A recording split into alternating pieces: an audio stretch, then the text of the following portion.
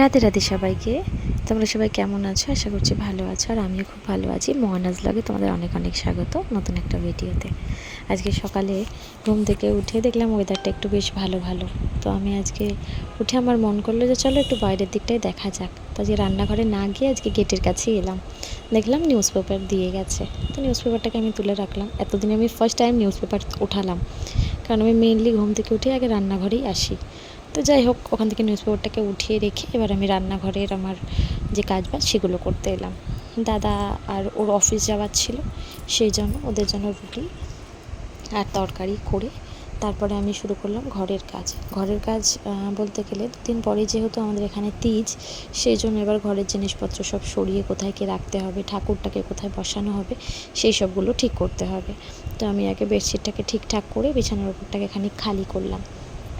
বিছানাটার ওপরে মানে চাদর পাতানো হওয়ার পরেও না অনেক সময় গুটিয়ে গুটিয়ে থাকলে খুব একটা পছন্দ হয় না, তো এটাকে একটু টান টান থাকা দরকার। তো এই সবগুলো করছিলাম আর আমি কোরিয়ান ড্রামা দেখছিলাম। এটা আমার খুব একটা বাজে অভ্যাস বলতেই পারো। তো এইসব কাজবাজ করতে করতে দেখলাম যে প্রেস আঙ্কেল চলে এসছেন, তো উনি জামা কাপড়গুলো দিয়ে গেলেন।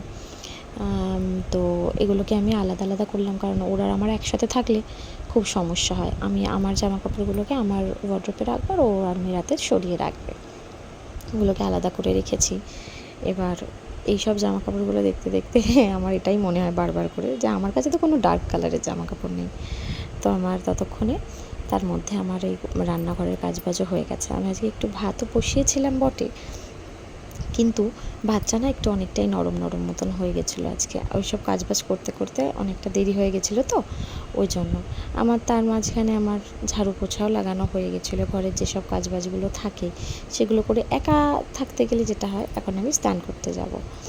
তো স্নান করে আমি চলে এসেছি, কারণ ওই বাটিটা দেখালাম ওর ভেতরেই ছিল একটুখানি নিম পাতার জল। তো স্নান টান করে আমি আবার খেতে বসলাম। আজকে মন করছিল না অত নরম ভাত খাবো, ওই জন্য আমি দুটো আবার পরোটা বানিয়েছি নিজে, আর ভেন্ডি ভাজা ছিল। যেসব খাবারগুলো আমি ও বাড়িতে খাইনি, কিন্তু সেসব খাবারগুলো কখনো কখনো আবার এখানে খেতে একটু মন চায়। তো পরোটা আর ভেন্ডি ভাজাই খেয়েছিলাম। এবার এইসবগুলো করতে করতে আমি ভাবছি কখনও আসবে, আমাদের আবার কেনাকাটাও করতে যেতে হবে, কারণ তিজের জন্য কেনাকাটা বাকি ছিল। প্রথমে জানতাম 7 তারিখে, তারপরে জানলাম 6 তারিখে। তো যাই হোক, এই বিকেলবেলায়ও এই সবগুলোই কন্টিনিউ চলছিল। বিকেল হয়ে গেছে, বিকেলে আমি মুখ হাত ধুয়ে চেঞ্জ করে নিয়ে তারপর আমি ওরই অপেক্ষা করছিলাম। তো দেখো আমি রেডিও হয়ে গেছি। তারপরে আমরা গেছিলাম শপিংয়ে কী কী কিনলাম এটা আমি তোমাদের সাথে পরের ভিডিওতে শেয়ার করব। এই ভিডিওটা এখানেই আমি এন্ড করছি। ভিডিওটা ভালো লাগলে লাইক, শেয়ার, কমেন্ট আর সাবস্ক্রাইব করবে। রাতে রাতে সবাই খুব ভালো থাকবে, সবাই খুব